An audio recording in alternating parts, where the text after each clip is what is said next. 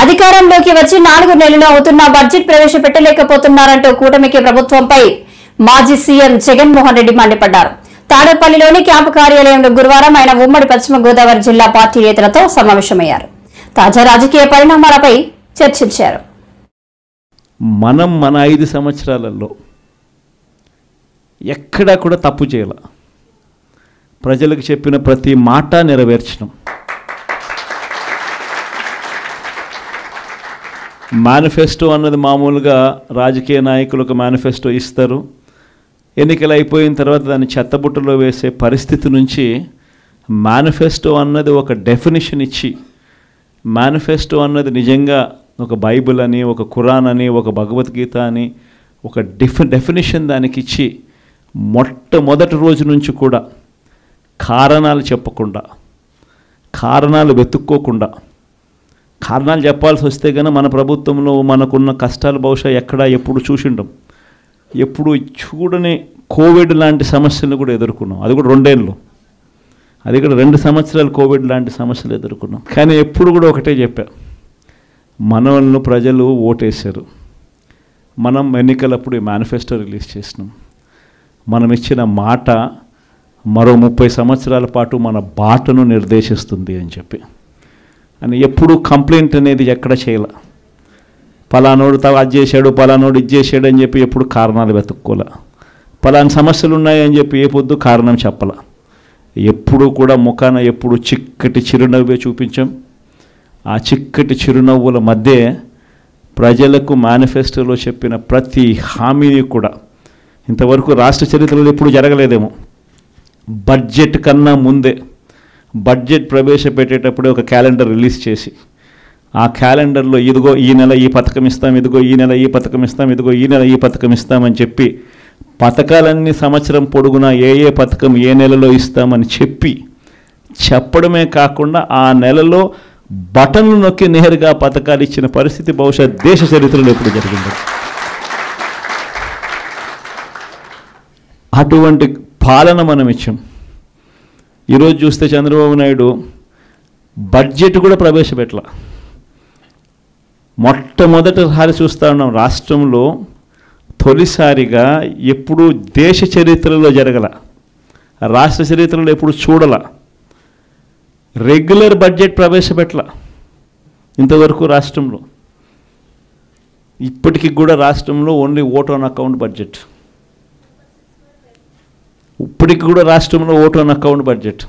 ఎందుకనంటే ఆ బడ్జెట్ ప్రవేశపెట్టినప్పుడు ఆ పొద్దుల్లో దీనికి ఈ స్కీమ్కి ఎంత, ఈ స్కీమ్కి ఇంత, ఈ స్కీమ్కి ఇంత, ఈ స్కీమ్కి ఇంత అని చెప్పాలా.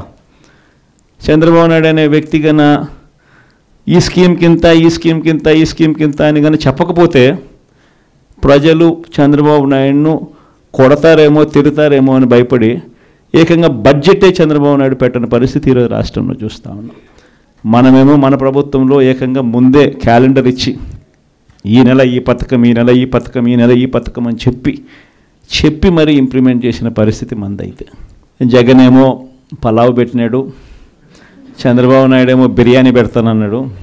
చివరికి వచ్చేసరికి పలావు పోయింది, బిర్యానీ పోయింది. అదే చర్చ అన్నది ప్రతి ఇంట్లో కూడా ఇప్పటికే మొదలైంది. ఆ చర్చ అన్నది ఇప్పటికే ప్రతి ఇంట్లో మొదలైంది కాబట్టి ప్రతి ఒక్కరూ కూడా ప్రతి ఇంట్లో కూడా సూపర్ 6 ఏమైనాయి, సూపర్ 7 ఏమైనాయి అని చెప్పి ప్రతి ఒక్కరూ ప్రశ్నిస్తూ ఉన్నారు. ఒకవైపున ఇచ్చిన వాగ్దానాలు ఏవి కూడా అమలు కాకపోగా, మరోవైపున పూర్తిగా చదువులైతే పూర్తిగా దెబ్బతిన్న పరిస్థితులు కనిపిస్తూ ఉన్నాయి. విద్యా దీవెన పోయింది, వసతి దీవెన పోయింది, పిల్లలకు ఫీజు రీయింబర్స్మెంట్ కూడా అందని పరిస్థితిలోకి పోతుంది. ఇంగ్లీష్ మీడియం చదువులు అటకెక్కి, టోఫుల్ అన్నది గాలికి ఎగిరిపోయింది.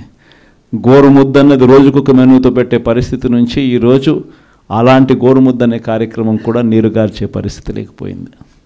వైద్య రంగం తీసుకున్న అదే పరిస్థితి, ఆరోగ్య ఆసరా అటకెక్కింది.